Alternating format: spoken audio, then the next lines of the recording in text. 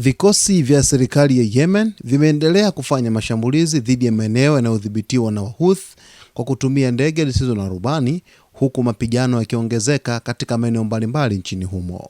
Video iliyotolewa na vikosi vya Yemen inaonyesha droni na silaha za kisasa zikitumika kulenga maeneo ya Wahouthi, mikusanyiko ya wapiganaji pamoja na magari yao katika maeneo kadhaa ya mapigano, ikiwemo mkoa wa Al Jauf mashariki mwa nchi hiyo. Vyanzo vya ndani vimeripoti pia kuzuka kwa mapigano makali kati ya vikosi vya serikali na Wahouthi katika eneo la Bahri mashariki mwa mji wa Moka. Mapigano hayo yalihusisha matumizi ya aina mbalimbali za silaha. Brigedia Jenerali Sadiki Al Asri, naibu mkuu wa mafunzo katika chuo cha jeshi la anga na ulinzi wa anga cha Yemen, amesema matumizi ya droni ni hatua muhimu katika juhudi za kujenga upya na kuimarisha uwezo wa jeshi la anga la Yemen.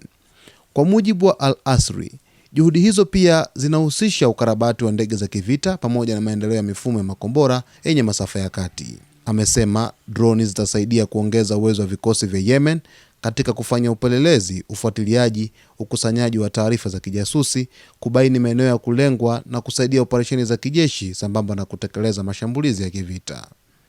Mapigano kati ya Wahouthi na vikosi vinavyounga mkono serikali ya Yemen inayotambuliwa kimataifa yameongezeka katika siku za hivi karibuni, hali inayoongeza wasiwasi wa kuenea kwa mvutano huo katika eneo la Mashariki ya Kati. Mvutano huo unakuja pia wakati Wahouthi wakiendelea kutoa vitisho dhidi ya meli za kibiashara na kuonya kuhusu uwezekano wa kuchukua hatua dhidi ya usafirishaji kupitia mlango Bab el Mandeb.